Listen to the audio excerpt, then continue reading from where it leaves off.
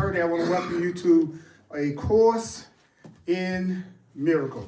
And if you're tired of trying to fix yourself spiritually, if you're tired of trying to fix yourself spiritually, this lesson isn't here to help you improve. If you're trying to fix yourself spiritually, this lesson is not here to help you improve. This lesson is here to tell you that nothing went wrong. It's not here to fix you. You're not here to be fixed. You're here to be told that nothing went wrong. Okay, so we're going to be on lesson 94. Lesson 94. Did I say lesson 94?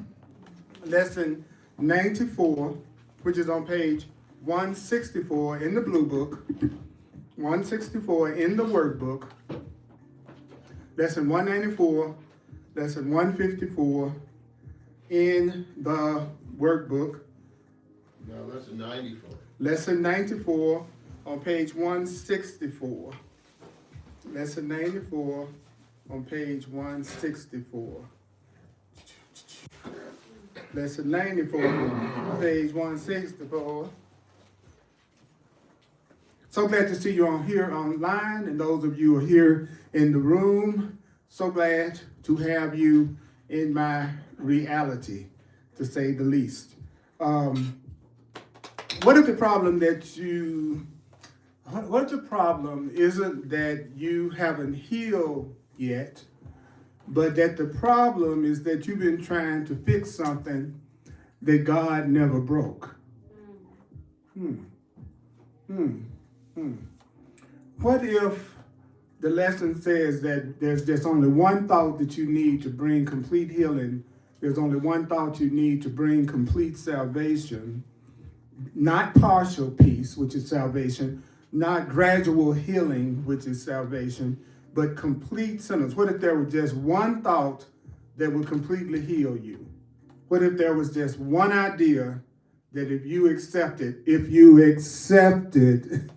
that would completely heal you? So this lesson isn't really asking you to believe anything. It's asking you to stop arguing. It's saying stop arguing with what you already are. Stop arguing about what you already are.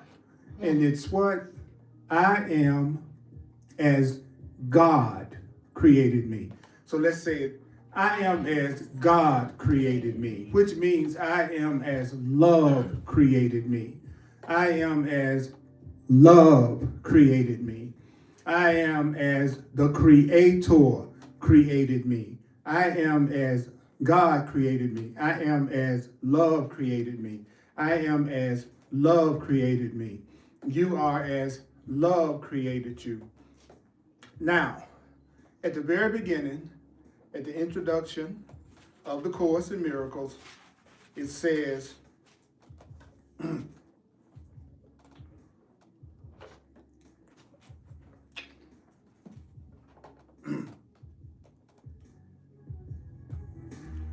this is a course in miracles. This is a course in miracles. This is a course in miracles. It is a required course. It is a required course. It is a required course. The Course in Miracles is a required course. A required course. That means the Course in Miracles, only the time you take the Course in Miracles is voluntary. So what's voluntary is how much time you want to put into the Course in Miracles. Free will does not mean that you can establish the curriculum. What? Having free will doesn't mean that you can establish the curriculum. You go to law school, they tell you what you're going to take. You don't decide what you're going to take to get a law degree. They tell you what you're going to take to get a law degree. The Course in Miracles is saying the exact same thing. It's saying the truth is, and that's a big mistake that people make, is according to the Course, they think that they are going to establish what the curriculum is. Just like you going to medical school and thinking you're going to tell them what the curriculum is. The Course in Miracles says Free will doesn't mean that you establish the curriculum. Free will means only that you can elect what you want to take at a given time. So do you know that free will just means you don't tell them what you're going to take to get a medical degree. They tell you what you're going to take to have a medical degree. The only thing you can decide is when you want to do it. That's it. That's where your free will comes in. When you decide how much of the Course in Miracles you want to do, but you're not going to establish the curriculum of the Course in Miracles. And after 45 years of teaching the Course in Miracles, I can give you a tip. You're not going to fit the Course in Miracles into your way of thinking. It's about, just for a minute, letting go of your way of thinking and being open to hearing something that's totally different from perhaps what you believe. So it says free will doesn't mean that you can elect what you... Free will means only that you can elect, I like that, elect what you want to take at any given time. So what does that mean? It means the Course doesn't aim at teaching the meaning of love. The Course in Miracles is not trying to teach us the meaning of love. The Course in Miracles is not trying to teach us the meaning of love. The Course in Miracles is not trying to teach us the meaning of love. The Course does not aim at teaching the meaning of love. Why? Because the meaning of love is beyond what can be taught. You cannot teach the meaning of your love. The meaning of love is beyond what you can be taught. The Course in Miracles does aim, however, at removing the blocks to the awareness of the presence of love. The Course in Miracles is about removing the blocks to the awareness of the presence of love. I'm the divine repetition teacher. I am the divine repetition teacher. I am your remembering coach. Your remembering coach. Your remembering coach. Your remembering coach. We don't analyze in my Course in Miracles group. We don't analyze in the Course in Miracles class because the Course in Miracles teaches that analyzation of the Course in Miracles destroys its meaning. So, the Course does aim, however, at removing the blocks to the awareness of love's presence. Guess what? The presence of love is your inheritance. Is the presence of love is your inheritance. Your inheritance is the presence of love. Your inheritance is the presence of love. Take a deep breath, please. Take a breath. Take a breath. The opposite of love is fear. The opposite of love is fear. The opposite of love is fear, but love is all-encompassing. Love, do you know that love is all-encompassing? Love is all-encompassing. So that means that love really has no opposite. There's really no opposite to love. There is really no opposite to love. There really is no opposite to love. Then it says the Course can therefore be summed up. The Course can therefore be summed up very simply as this. You want to sum the Course in Miracles up?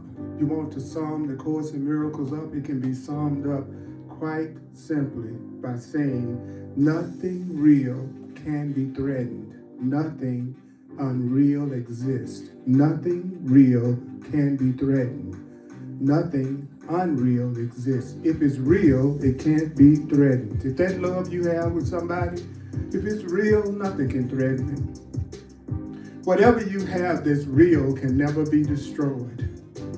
Anything that's real is indestructible. Anything that's real is indestructible. Anything that's real is indestructible. Anything that's real is indestructible. So nothing real can be threatened. Nothing unreal exists. Herein lies the peace of God. If you want the peace of love, if it's real, it can be threatened. So if you're jealous and you're insecure and you're freaking out about a relationship, you're really witnessing to the idea that you don't really believe it's real. Nothing real. You can't lose a love that's real. You can't lose a relationship that's real. The relationship may change forms. You may change the way you relate to each other. You may go from lovers to friends to lovers, acquaintances. If it's a real relationship, you'll keep the relationship going. Even if the form has changed, you would still want to have a peaceful, loving relationship. Do you know the Course says that whatever can change was never love? So that can go from loving you to not loving you. I never was really loving you. Not the way the Course is talking about. So one last thing. Remember only this. It says right here in the workbook. You need not believe the ideas. It's page 2 in the workbook. Then it says, you need not accept the ideas from A Course in Miracles in the workbook. You need not even welcome the ideas. You need not even welcome the ideas. Some of the ideas you may actively resist. Some of the ideas in A Course in Miracles. You may resist some of the ideas you hear in A Course in Miracles. You may resist some of the ideas that you hear in A Course in Miracles. The resistance doesn't matter. Not believing the ideas, not accepting the ideas doesn't matter. You need not even welcome the ideas. This is very important to remember. If you're a Course in Miracles student, and we got a lot of Course in Miracles students online and in the room, this is giving you the attitude to take if you're going to study the Course in Miracles as a Course in Miracles student. First thing you need to remember is you don't have to believe the Course. You don't have to accept the Course ideas. You don't have to even welcome the Course ideas. Some of them you may resist. None of this will matter or decrease their efficacy. The fact that you don't believe it doesn't mean that it's not true. The fact that you may not agree with it or accept it doesn't mean it's not true. Guess what? But don't allow yourself to make exceptions in applying the ideas the workbook contains. Very key. The Course says if you don't apply it to everybody, you're not applying it at all. If there's anybody that you leave out, if there's anyone that you think the truth doesn't apply to, the Course teaches it's impossible to accept it anywhere if you want to make exceptions. So a good place to test that out a lot of times is in politics, because people have such strong opinions about politicians. So sometimes, or murderers or robbers or whatever, there's a temptation to absolutely want to exclude them from the laws of God, the laws of love, and the laws of truth. So the Course in Miracles says, don't allow yourself to make exceptions in applying the ideas the workbook contains. And my favorite line is, whatever your reactions to the ideas may be. You don't like it, you do like it, you feel depressed, you feel excited, you feel bored, you go to sleep, you stay woke. It doesn't matter what your reaction to what I'm going to say for today is. That doesn't matter. Use it. Say it anyway. That's why I like to work out of the workbook, because I'm more interested in the practical application of the ideas in my everyday life than I am in debating about the meanings and interpretations of what it's saying. I want this to be something that I can use everywhere with everybody. Do you? Yeah. So whatever your reaction might be, use it. Last sentence is, what's the last sentence, whoever following me? Nothing more than that. Did it say nothing more than that is required? Nothing more.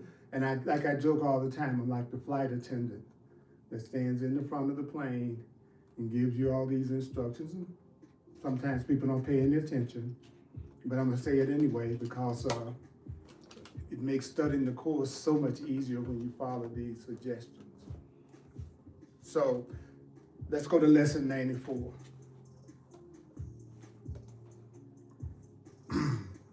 One of the things that the Course in Miracles says over and over again is read me slowly. Do me slowly. Do it slowly. And so I'm going to read through that lesson.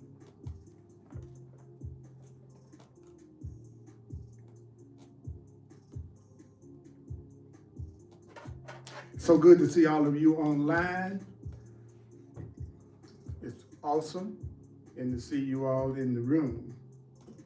Okay, now, God is love. So I am as God created me. It's the same as saying I am as love created me.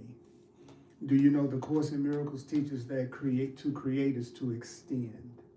So this lesson is I am as love extended me. I am as God created me means I am as love extended me. The Course in Miracles says God is truth and God is freedom. So you could also say I am as truth created me. I am as freedom extended me. So today we're going to continue with the one idea which brings complete salvation. Suggestions. Course in Miracles teaches that salvation is right-mindedness. That salvation is the escape from the concepts that we learn. That salvation is forgiveness. So today we continue with the one idea which brings complete forgiveness. The one idea that gives complete escape from concepts. In the later part of the text, the Course in Miracles stops using the word ego and it starts to use the word concept. And so it starts to talk about our self-concept because that's all the ego is. The ego is nothing but who we think we are. So when you tell me who you think you are, then you're just telling me your concept of yourself. And if you're telling me your concept of yourself, you're not really describing yourself. But do you know that the Course teaches that what happens when you come up on somebody is that you make up an ego for them and you make up an ego for you. And then your egos are interacting with each other. So really, I don't ever see any of you. All I'm seeing is the concept of you that I'm making up about you. Even right now, you are doing the same thing with me. You may think you're listening to me, but you're not. You're listening to your interpretations of what I'm saying, and you're listening and paying attention to your concepts about me. And that's what everybody's doing.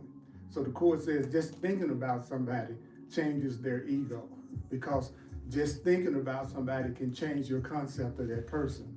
Have you ever had the concept of a person that they were selfish, and then you got to know them better, and then you went, no, actually they were more generous than I thought. Notice you had one concept of them, and you were reacting to that concept. You changed your concept of them, then you had a new reaction. And notice how they weren't involved in the whole process. Think about how unfair that is, that we deal with people based on the concepts we have of them, and then we change our minds also based on the changing of the concepts that we have in them. So how can I tell when I've seen you, according to a Course? He says the way I can tell is what I see will be so radiant and so beautiful, I could hardly refrain from falling down on my knees and crying tears of joy, because what I would be seeing would be that beautiful to me. And when's the last time somebody fell down on their knees in front of you and cried because of how beautiful they thought you were? But if that hasn't happened yet, we haven't seen each other yet. We're still seeing our concepts of each other. You follow me? You with me? So when the Course says, I am as God created me, it's not saying I am as Earl created me, or I am as you created me. It says it's not even how I see myself, it's how I'm created. What the Course does, when you study it, you'll find that it just states facts, and then it leaves it up to you to do the work to let go of the blocks you might have to it. It's not arguing with us. It doesn't care whether we accept it as true or not, because our acceptance of it doesn't have anything to do with the truth of anything anyway. It doesn't make something true just because you agree with it or I agree with it. So the Course is saying, now the truth is you were created the way love created you. That's the way you are. Regardless of whether you think you're guilty or fearful or insecure or not enough or unloved or ugly or beautiful, those things don't matter, because you are as God created you. You are as love created you. That one idea we were just told would bring complete salvation. That's the one statement that makes all forms of temptation powerless. Then the Course says, well, what is the temptation? In chapter 31, it talks about temptation. He says there's just basically one temptation, the temptation to believe that you're a body, The temptation to believe that to make you believe you're a victim. The temptation to believe that you're separate. The temptation to believe that you're lacking in some way. The temptation to believe you're guilty in some way. You follow me? The temptation is not whether I have the temptation to eat a sweet cookie when I said I'm not going to eat any more sweets. The temptation is for me to forget I am as God created me. The temptation is for you to forget you are still as love created you, regardless of what they say about you. Okay, you with me? Everybody still follow me?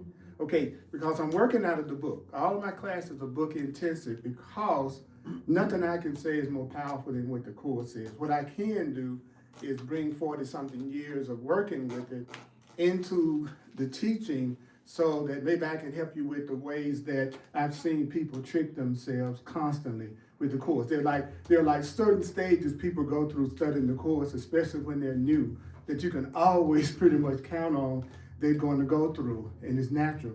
And the first one is interpreting the Course according to their past learning, and not the definitions that the Course itself is giving.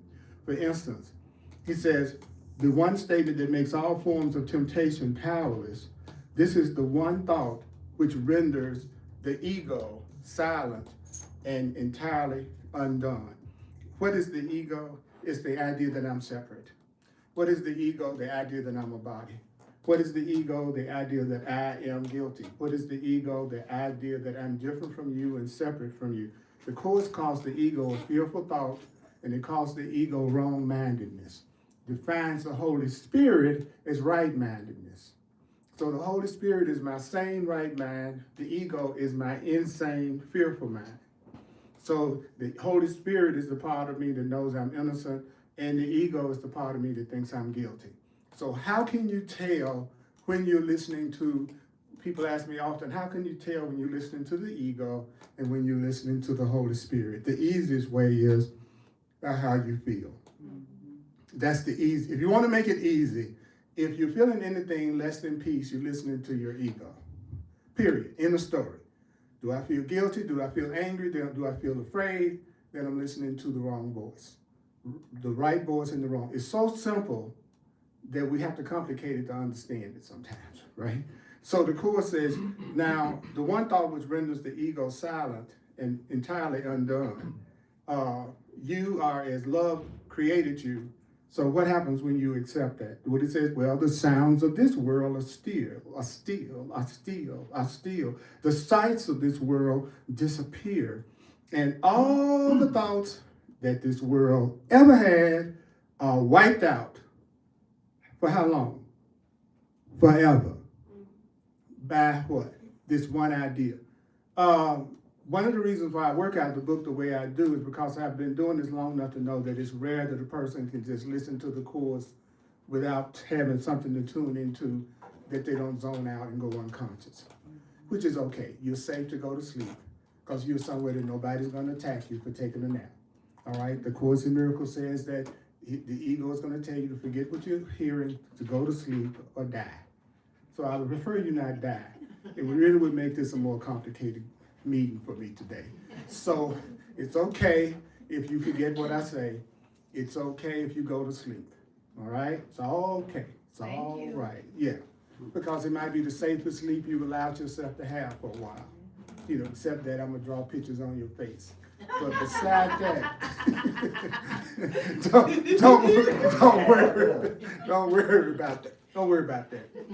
Okay. You're not a body. You're not a body anyway. Right? You're not a body anyway. Now check this out.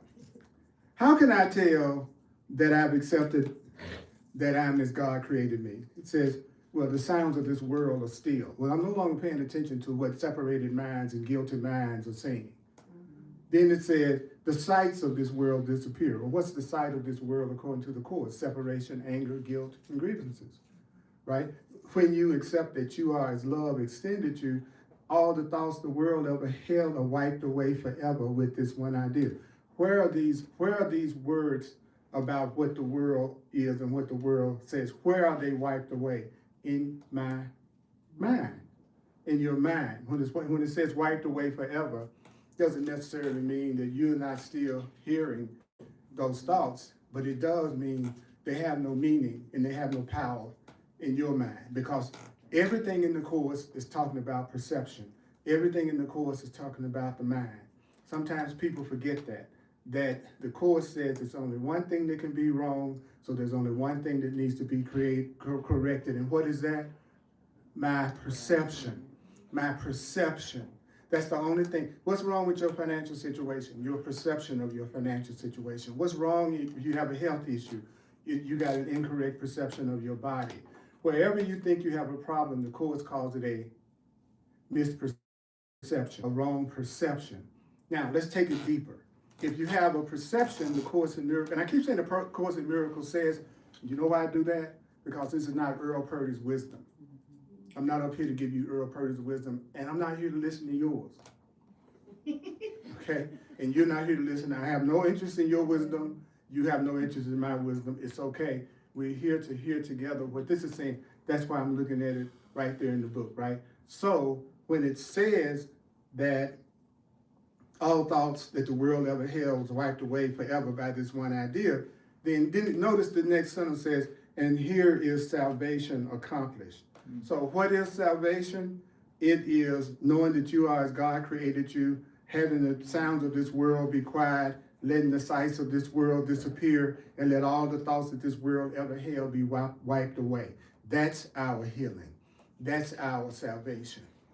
So now check it out. Then you will ask yourself, well, what is salvation? The Course reads as if you don't know what you're reading. So it always defines what it's saying right there in front of you, the next sentence. You don't have to figure it out. Just keep looking. How is salvation accomplished? What's the next sentence?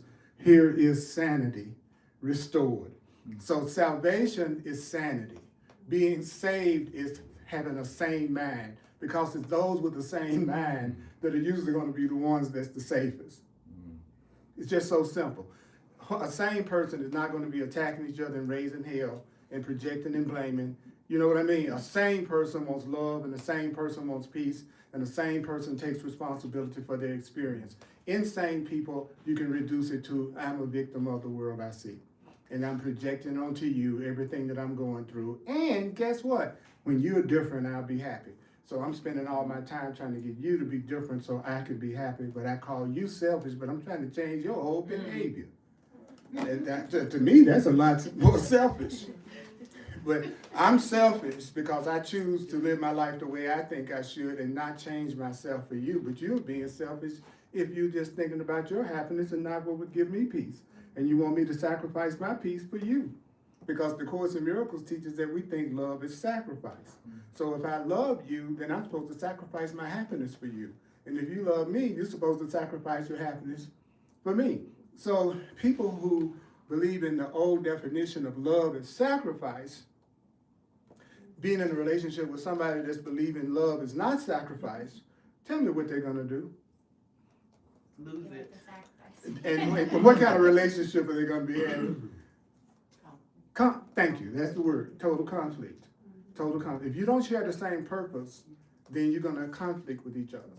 So then it says to us that in the very first paragraph, today's lesson isn't really about becoming holy. It's more about realizing you've never stopped being who you really are. And who you really are is a loving spirit. That's who you really are. You're really an innocent spirit. So it's important for you not to feel like that if you've been working really hard on yourself and if you still feel behind, it's understanding that effort is never really the answer. The Course in Miracles is actually getting us to undo. It's not trying to get us to make more effort. It's really trying to get us to get the heck out of the way so that our higher self can take over. And he says it in chapter 30, The New Beginning. He says it point blank, I'm teaching you how to let yourself be helped. And you all are so much into guilt and fear and separation that you have to have a book and a course, is what it's saying to us, to teach you how to let yourself be helped. Just think about that. I have to read a book that teaches me how to let myself be helped. And the Course says to us,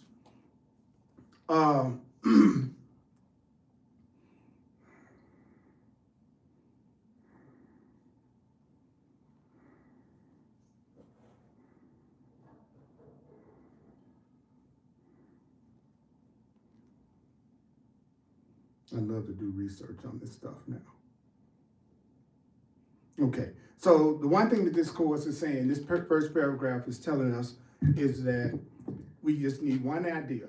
So if we were to use that one idea, how is that practical? Okay, I think I'm not enough on my job and I'm upset about what's happening on my job, but I'm still valuable, I'm still worthy, I'm still as God created me. I'm still as God created me. My relationship just broke up. We had been together for 10 years. It meant a lot to me. I'm really grieving, but I'm still innocent. I'm still loved. I'm still eternal. I'm still as God created me. So that means nothing is missing. It says that the idea that you are still going to be innocent and you're still powerful, that idea will silence your ego. It will silence the part of you that's trying to tell you at any level you're fearful, separate, or unworthy. Then it also is saying this idea, you as God created you, does not say we fight the ego. One of the main ways to make your anger, guilt, grievances, and your ego more powerful is to think that you're going to humble it, fight it, and control it. So it's not about fighting the ego. It's not about correcting the ego. It's not about we heal the ego. That has nothing to do with you are still as God created you. It says the ego actually becomes irrelevant. That idea that you're guilty and separate becomes irrelevant when the truth is accepted. Then what's the truth? The truth is I am as God created me. I am still powerful. I'm still innocent. I'm still loving no matter what. Everybody breathe with me. People have a tendency to stop breathing with the course. And then sometimes they pass out. So I have to remind people in the Course in Miracles to breathe. So the way that I try to deal with ego, which is people who think they're bodies and think they're separate and think they're men and think they're women, and that's their core identity, that we are separate bodies, separate from love. That's the ego, the part of me that thinks I could be guilty and sinful and a victim. Then what you learn how to do is you don't fight that and you don't try to correct that. You don't even try to heal that. You try to focus, you put your attention on focusing on the truth, which is you are as love created you. You are as God created you. So the energy that you would put in trying to fix, correct an ego, you could just as easily put that energy into realizing that you are only love and you're only free and you're only innocent, and reinforcing that idea in your mind. Because the core idea of New Thought, who knows what the core idea of what we call New Age thinking or New Thought is? Your beliefs make your perception of your reality. That what you are experiencing is going to be a result of your own frequency, your own level of consciousness, your own thoughts. That's what the world does not believe. The world believes they are victims of everything that's being done to them. A true student believes it's their own consciousness and their own mind that they're seeing, and that everything they are experiencing is a projection of their own consciousness and own beliefs. That's why everybody's living in their own individual bubble, because you're living in the world of your beliefs, and that's what you perceive, and I'm living in the perception of the world that's a reflection of my belief. That's why I don't argue with people about their experience. You tell me what you're experiencing, I'm not going to try to convince you that it's wrong, because I know you're going to be making a perception that validates your beliefs. So if you believe all men are no good, you're going to attract some no good men. Even if a good man was standing right next to the one that wasn't so good, you wouldn't even notice him, because you have fixed your consciousness in the belief that men are no good, for an example. You follow what I'm saying? You're going to only see what you believe, perceptually. So that means your physical senses can be what we call lovely liars. Your perception just backs up what you believe. That doesn't necessarily mean it's backing up the truth. So you can't trust your perceptions. So as you wake up spiritually, you start to focus on the truth behind the perception. So you follow what I'm saying? It's like if I'm learning that you are as God created you, even though I may be projecting a concept of you that says you're less than loving, as I become more conscious, I realize that I'm looking at you through my ego. I'm looking at you through my past programming. I'm looking at you through my past training. And what I need to do is remember you are loved, you are as God created you. So that it then entails one of the main principles the Course says about knowledge, which is knowledge is beyond perception. See, me knowing that you are an innocent child of God, I might not perceive it, but I can know it. See, knowledge doesn't have necessarily anything to do with perception. You can know something and not see it. You can know you deserve abundance and you are an abundant child of God, but you could, in your mind, see it as I got a million bills I can't pay right now and I feel like I'm lacking in some way. So perception and knowledge are not the same thing. So what is the Course doing? The Course is trying to bring our perceptions and interpretations more and more and more in line with knowledge, which is that you're innocent and that you're an infinitely loving being. So we're learning how to get rid of the blocks that keep us from recognizing that we are as God created us. Got it? Okay, so before I go to the next paragraph, let me give you an opportunity.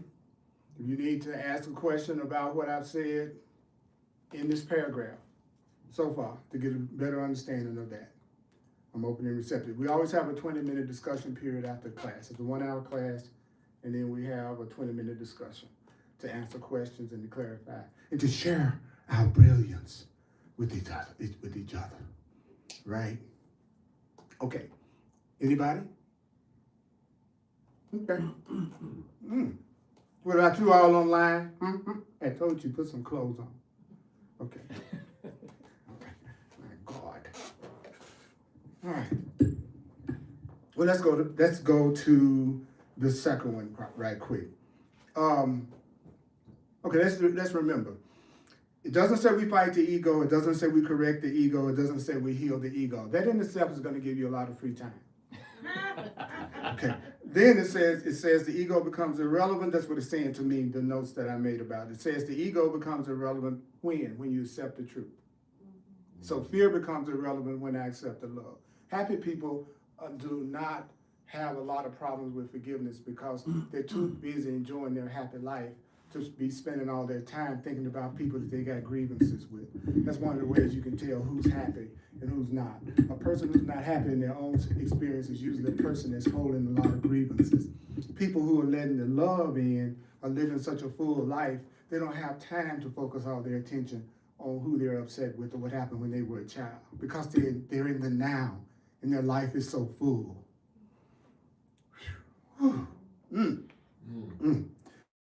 So the truth doesn't argue, the truth doesn't defend, the truth is. It doesn't care whether I believe it or not. And then we're going to think about divine repetition, which is nothing real needs defending. That's why I don't defend the Course. The Course is real. It doesn't need me to defend it. It doesn't need me to protect it. Nothing real needs defending. Nothing real needs defending. Nothing real needs defending. All right. So let's go to 2 right quick. And we'll get to how far we get. You ready? Yeah. Okay. Now, true light is strength. And strength is sinlessness. Okay, boom.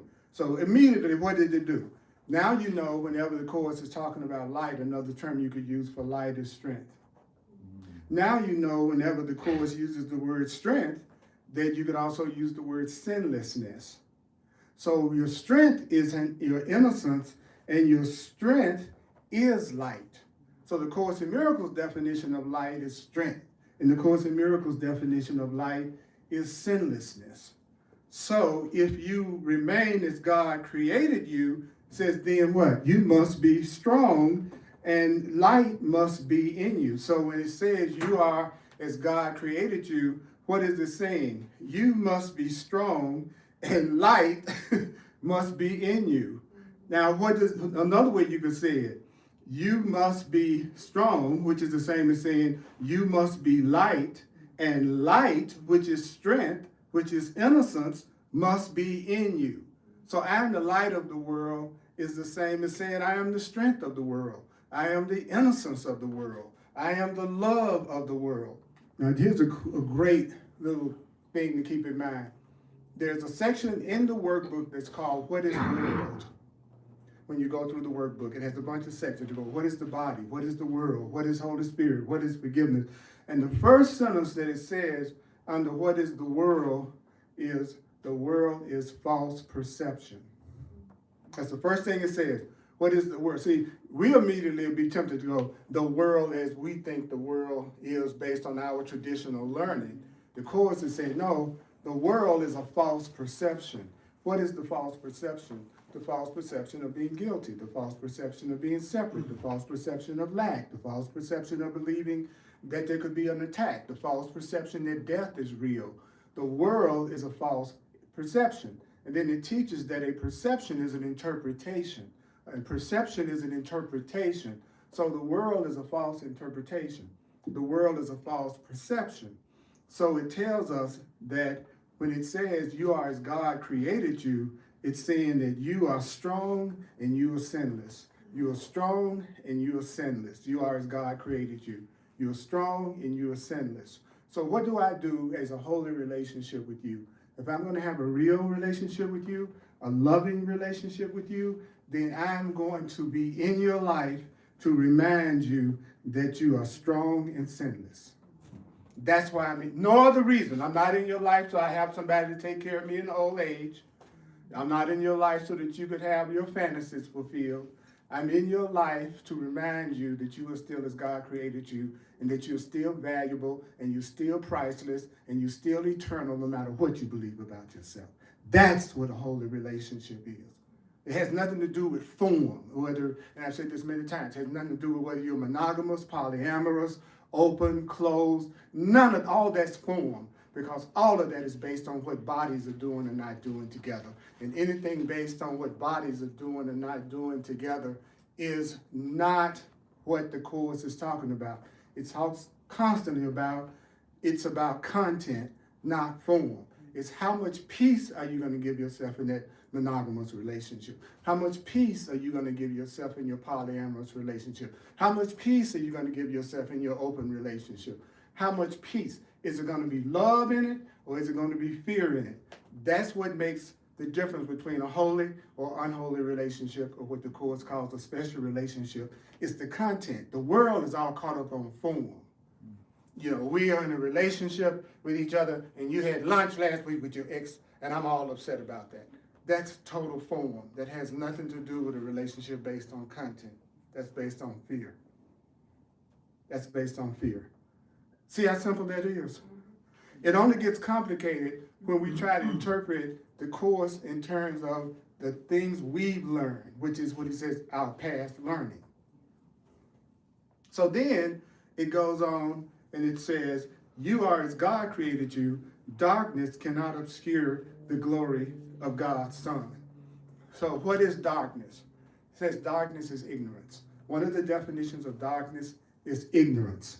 Ignorance cannot hide your glory, because the only person that doesn't see your beauty and doesn't see your light and doesn't see your sinless is someone who's ignorant.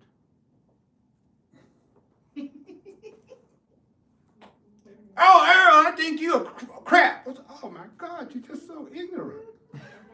My goodness. Why? Because you're not aware of the truth. If you were aware of the truth, you would know I'm the Holy Son of God, and you are too, and you're innocent and I'm sinless. Now, we got concepts and beliefs that'll keep us from knowing that, and that's what needs to be removed. That's what we said at the very beginning. I want to teach you how to remove the blocks to the awareness of love's presence. But if I believe I'm unworthy, and I want to continue to believe I'm unworthy, then I'm going to form a relationship or a friendship with someone who's going to constantly judge me, criticize me, and condemn me, because they're going to reflect back to me my beliefs about myself. That's what partners and friends do. They'll get you out of denial because you're not hanging around with people who are totally and completely angry and upset and full of grievances, but you don't feel any unless you also got the same thing going on, but you're just unaware of it. So it's there's a chapter in the book that he talks about how we take the thoughts that we don't want to identify with as being in us, and we see those thoughts in everybody else. So it's almost like everybody else is carrying around my thoughts. So if you're full of anger and you're full of love and you're full of grievances, then I'm looking at my own thoughts. And those thoughts seem like they're being carried by you. And if I don't believe I'm one with you, I'm going to say those thoughts have nothing to do with my own mind. But how could that be true if we're one self? If we're one self, how could any thoughts in me not be in you and any thoughts in you not be in me if we're one self? So he says we try to be separated and unseparated at the same time. And that's so true. One minute I'm one with everybody, next minute I'm going, you low down dog, you see what you did? Right? I'm separated, unseparated. Separated, oh, I'm spiritual, but everybody I'm around is ignorant. No, that's a reflection of either my past or it's a reflection of thoughts that I have that I'm not aware that I have. Here's the cool part. If you own those thoughts as being part of your own mind, guess what the cool thing is that happens? You don't have to meet those situations and people in your physical life to show you that you do have those issues. Because you're already acknowledging that that's something in you that needs to be corrected. So you don't, in other words, I love everybody. There's nobody I don't love. Then you're shocked if 5 minutes later you have a run-in with somebody at the grocery store. See, you just lied. You do still have the capacity to get angry. You do still have the capacity to have grievances, but you said you didn't because you personally are feeling okay right now, so therefore, in what you're seeing in anybody else has nothing to do with your own mind. That's why I love him saying, you don't have to believe this. You don't have to accept this. You may have resistance to what I'm saying, right? Because the way you make yourself feel good is to make yourself think you're different from everything around you, then you are in denial. Because how could I be one with you and be separate from you at the same time? How could what's in you not be in me if we are the same being? But my specialness wants me to believe I'm either better than you or worse than you. I'm either superior to you or I'm inferior to you. My specialness wants to be number one. My specialness wants to be the most important thing in all of your life. My specialness wants you to sacrifice for me. And so I'll admit in front of all of you that every single solitary thing this book says about the ego, my ego has all those qualities. I have a selfish ego, I have a fearful ego, I have an ego that wants to attack, I have an ego that gets sick, I got an ego that wants to be special. My ego is like anybody else's ego anywhere. The only difference is I'm learning how to look at it a new way. I'm learning, and you are learning that who you really are is totally innocent, strong, sinless, and the light. Thank you. I thought that was good news. I needed to say Broncos won the last game. Then that would have got a lot more enthusiasm. Okay. That's the truth. That's the truth. You very seldom see people react to loving thoughts about themselves. They do about events in the world. I could tell you all day long, you're beautiful, you're innocent, you're loved. You're beautiful, you're innocent, you're loved. You're beautiful, you're innocent, you're loved. That doesn't get the same level of enthusiasm as if I had said, guess what? Y'all are so cool. I'm going to give each one of you all $1,000 each today. I bet you anything would generate more excitement. See, it's what we value that we get excited about. And we're innocent. So don't ever forget that. I'm not judging you. I'm not condemning you. I'm just saying that enthusiasm creates. And if you don't put any energy out there in your experience, stop expecting. A really exciting, fun person, they're not praying for a dull person, for a friendship or a relationship. So you got to put the energy out that you want to receive. And I have to not believe that I got to have the same experience with a new relationship that I form, whether it's a friendship or a romantic relationship. I have to let go of that idea of judging this person by my last relationships and my old relationships. Now I think I know all about where women are coming from. So I already know now. I got a concept, because what I'm going to do is edit out everything that's opposite to my concept. And in the end, I'm going to end up making you like the past, even if you're not.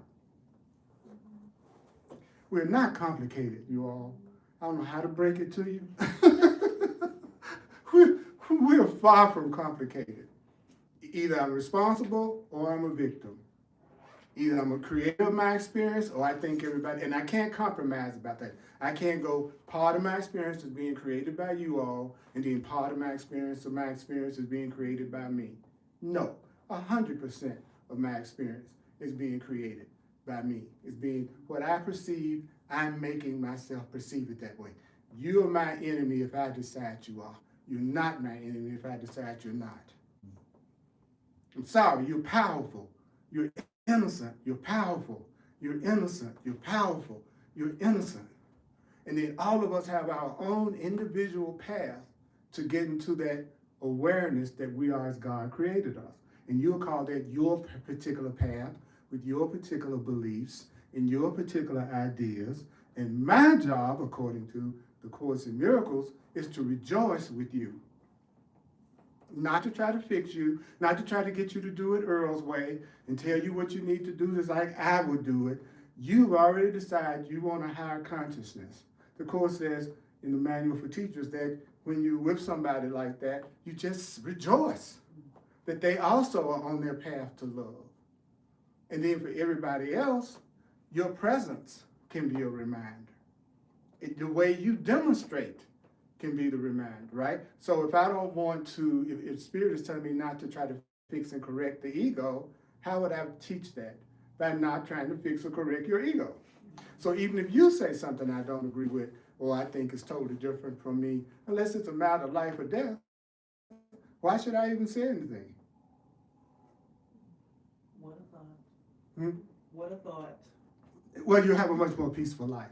And not only will you have a more peaceful life, I promise you, you will see so many things you've been working on that you've been trying to straighten out through you trying to fix it, start to correct themselves as if like magic, start to blow your mind. That's the thing that blows my mind about the Course, is how many things have gotten solved by me not trying to fix or correct.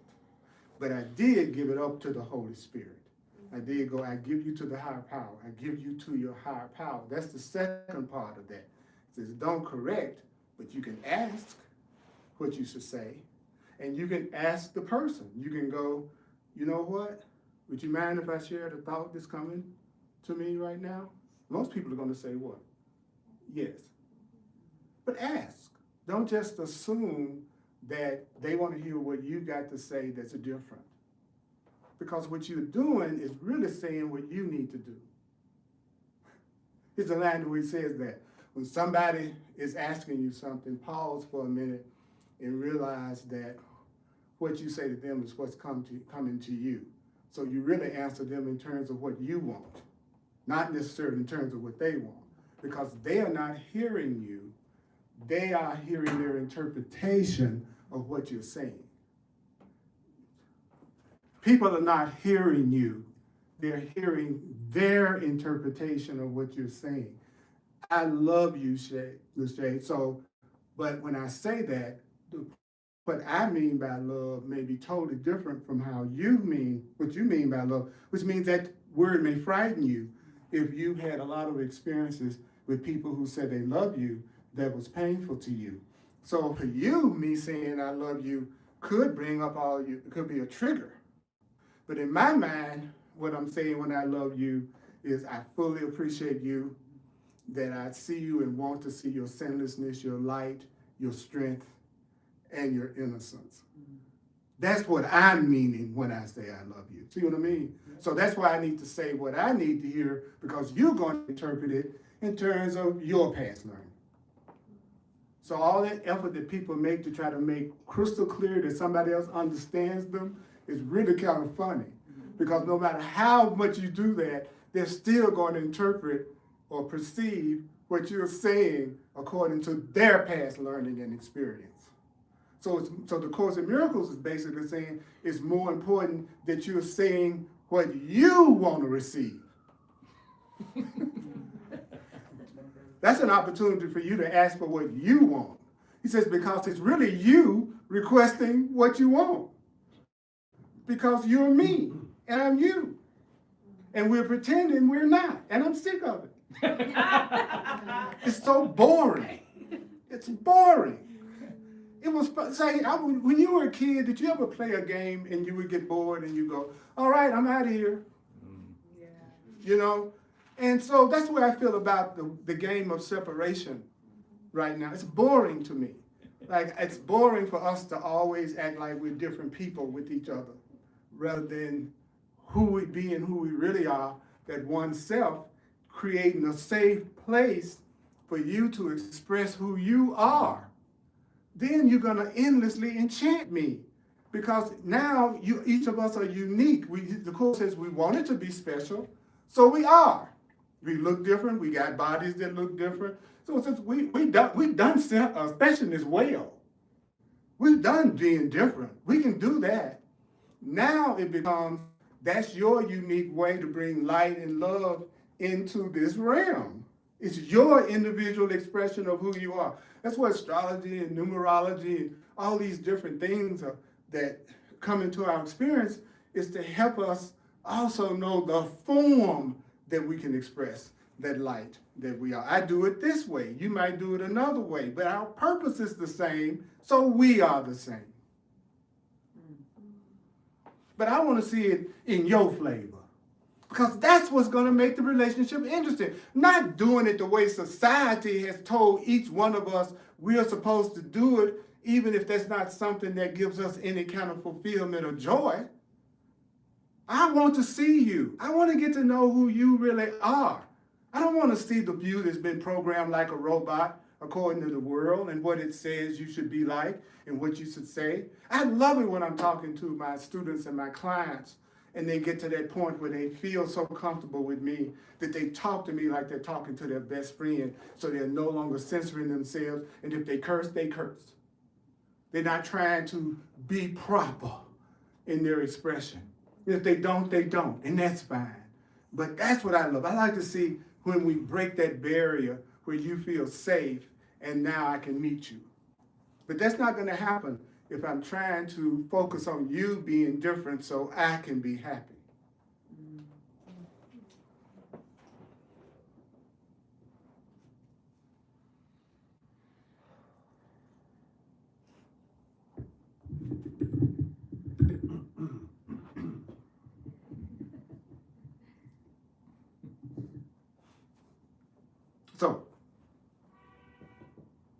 So do you have light in you?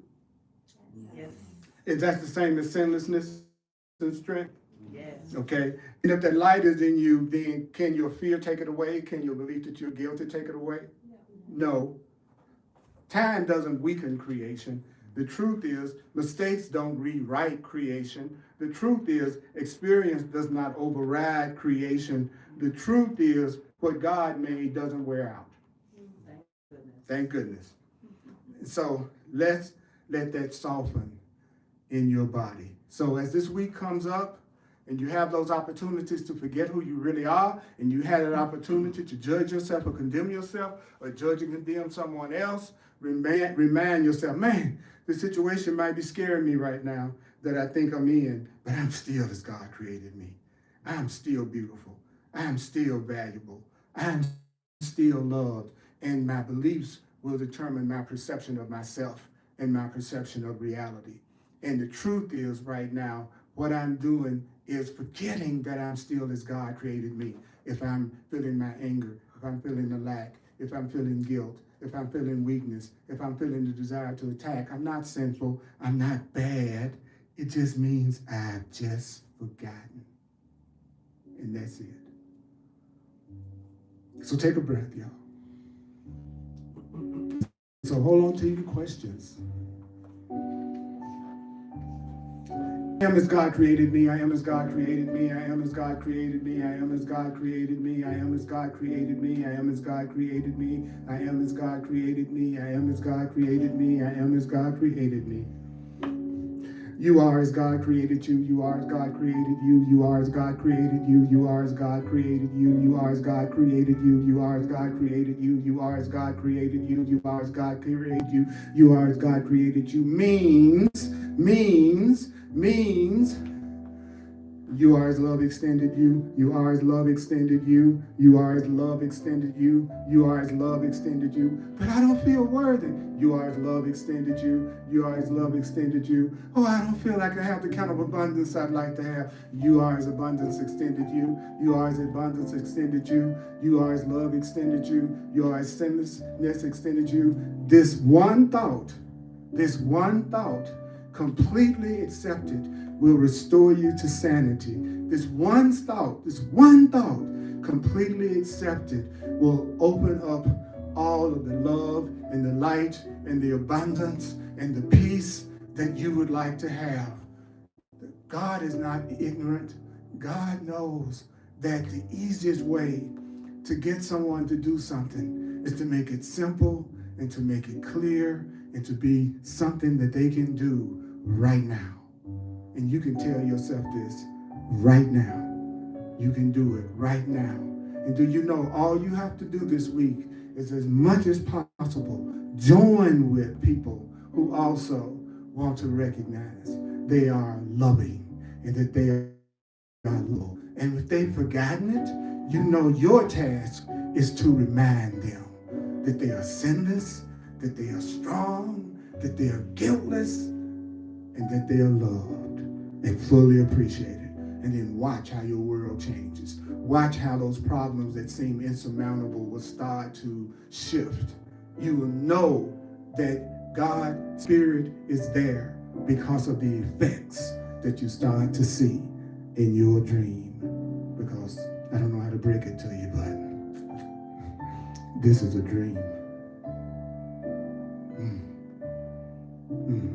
So good to know so many people are dreaming about me.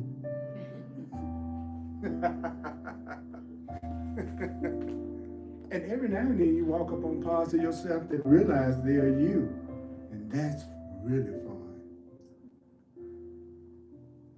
But in the beginning, you just tell yourself that until you believe it. Remember he said at the very beginning, you say stuff and you don't believe it, and then you keep saying it and you keep saying it, then you start believing it more and more.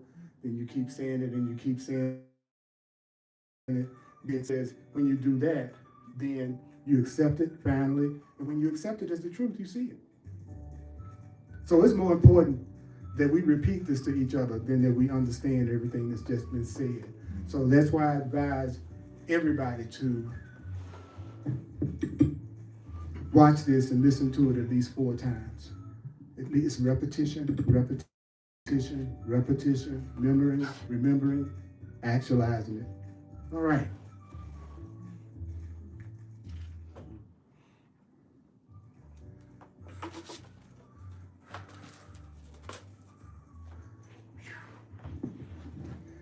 I want to thank you for coming today. We are going to do the love offering. And I'll pass this around for those who do it the old-fashioned way. Nothing wrong with that, Earl. You didn't hear me complaining. I did. There was no complaint in anything I said. Some of us are old fashioned. Hey, brother, like I said, that was not a complaint. I didn't think so. That was not a complaint. I know. And those online that are watching, if you'd like to make a financial expression of appreciation, I'm a full-time teacher of the course. I appreciate that so much. You can use, you can go to my website, Earl Purdy, P-U-R-D-Y. You can use Venmo, you can use the Cash App, you can use PayPal, you can use Zelle, and my email address is earlpurdy@earlpurdy.com. That's my email address, earlpurdy@earlpurdy.com. Those of you who would like to see replays, the replays are available on Facebook, and I'm also broadcasting live on YouTube at the same time that I'm broadcasting live on Facebook. So that's available now.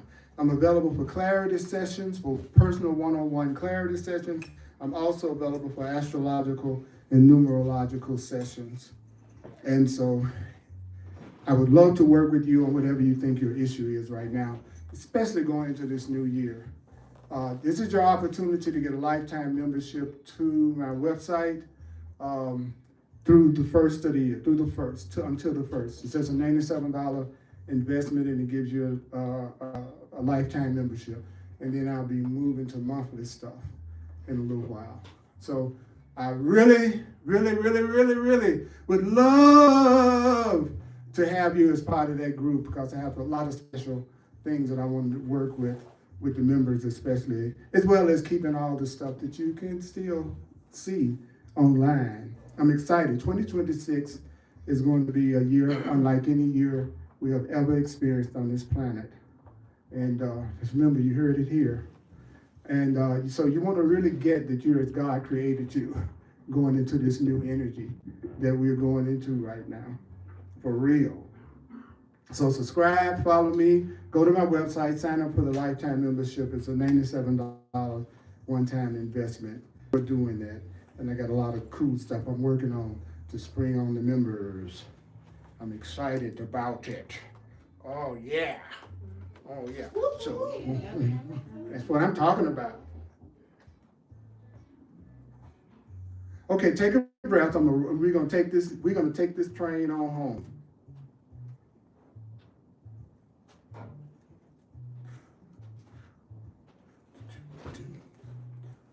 And don't forget, we'll get a chance to answer any questions or to talk about whatever you want to talk about and get more clarification on.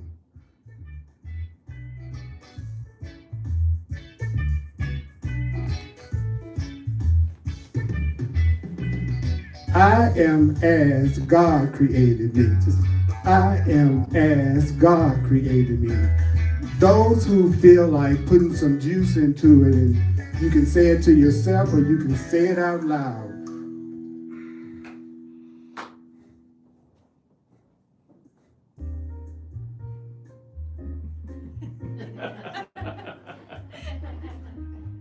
Not less juice. Are you ready?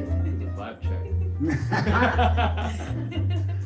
I am as God created me. I am as God created me. I am as God created me. I am as God created me. Say what? I am as God created me. I am as God created me, which is I am as love created me. I am as love. Let's say it for each other like this. You are as love created you. You are as love created you. You are as love created you. You are as love created you. God, you are as God created you. You are as God created you. You are as God created you. You are as, what about we? We are as God created us.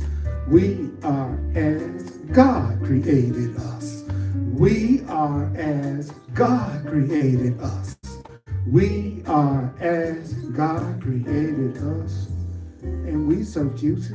And we're so juicy. And we're so juicy. And we're so juicy. And we're so cute. And we're so cute. And we're so juicy. And we're so, I feel like I was left alone on the juicy and cute part. I felt like I was just abandoned. That's what I'm saying. Isn't it interesting though, when it comes to acknowledging ourselves, how the energy shifts immediately? My goal is to treat myself as good as I treat other people.